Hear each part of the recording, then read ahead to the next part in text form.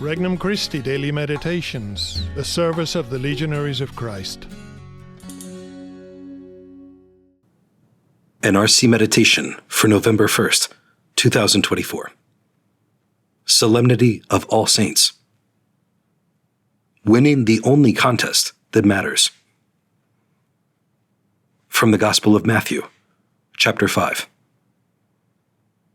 When Jesus saw the crowds, he went up the mountain, and after he had sat down, his disciples came to him. He began to teach them, saying, "Blessed are the poor in spirit, for theirs is the kingdom of heaven. Blessed are they who mourn, for they will be comforted. Blessed are the meek, for they will inherit the land. Blessed are they who hunger and thirst for righteousness, for they will be satisfied. Blessed are the merciful, for they will be shown mercy. Blessed are the clean of heart, for they will see God. Blessed are the peacemakers, for they will be called children of God. Blessed are they who are persecuted for the sake of righteousness, for theirs is the kingdom of heaven. Blessed are you when they insult you and persecute you, and utter every kind of evil against you falsely because of me. Rejoice and be glad, for your reward will be great in heaven." Introductory Prayer. Lord, I believe in you with a faith that never seeks to test you. I trust in you, hoping to learn to accept and follow your will, even when it does not make sense to the way that I see things. I love you, and I want to love you and those around me with a love similar to the love you have shown to me. Petition. Lord, help me to accept sacrifices and overcome difficulties in order to gain heaven. First reflection. The Beatitudes don't make sense. As we celebrate the solemnity of All Saints' Day, the Church calls us to contemplate the promises Jesus makes to all those who follow him. At first, they don't seem very attractive. Jesus lists a whole series of things that most people would probably avoid. They would see them as interfering with their wants and desires. Yet, Jesus says that we will be blessed if we have them in our lives. The word in the original Greek is makarios, which means happy. This doesn't make sense. I am supposed to be happy when I am poor, mourning, meek, lacking righteousness, merciful, clean-hearted, a peacemaker, persecuted, and insulted? That's not what I see on TV, in the movies, on the internet. It's not what many of the people I know would recommend. So, what is Jesus' big idea telling me this? Is he out to make me miserable? Second reflection. Sacrificing for worldly glory. We can see that the whole picture isn't gloomy. Jesus says that if we accept these difficult things, there will be rewards. And the rewards sound pretty good. In fact, they sound great.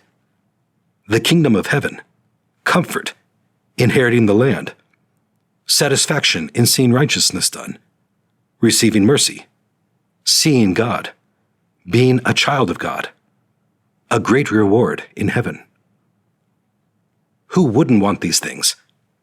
Don't people work a lot harder for a lot less?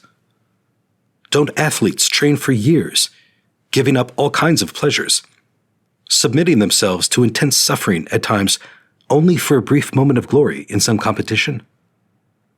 Don't businessmen work long hours, giving up pleasures and making immense sacrifices just to make a few more dollars? Isn't what Jesus offers us much better than any of that? Better than a gold medal or even $1 million? Third reflection. But I am not interested in heavenly things. Anything worth having is worth making sacrifices for, And the more it is worth, the greater sacrifices we should be willing to make for it. Perhaps a gold medal is worth the sacrifices the athlete makes to win it. Perhaps $1 million are worth the sacrifices that a businessman makes to gain them. If heaven is really all it is supposed to be, isn't it worth all the sacrifices Jesus mentions here, and more?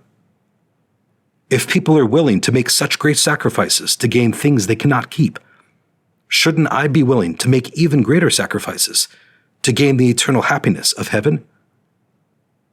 Of course, many people with the talent to do great things in this world never do them because they just aren't that interested or motivated. Is that why I don't do more to gain heaven? Am I just not that interested?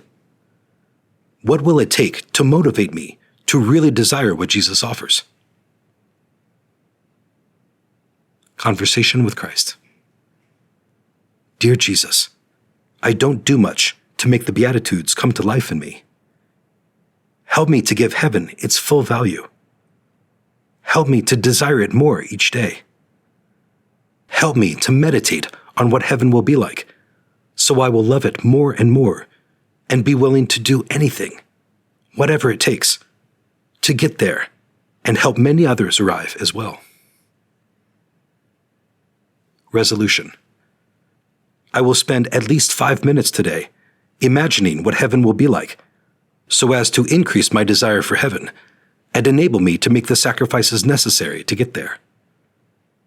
Jesus is setting up a mansion there for me. He is going to put everything that he can in it to please me and make me happy. For more resources, visit regnumchristi.org or download the Regnum Christi English app today.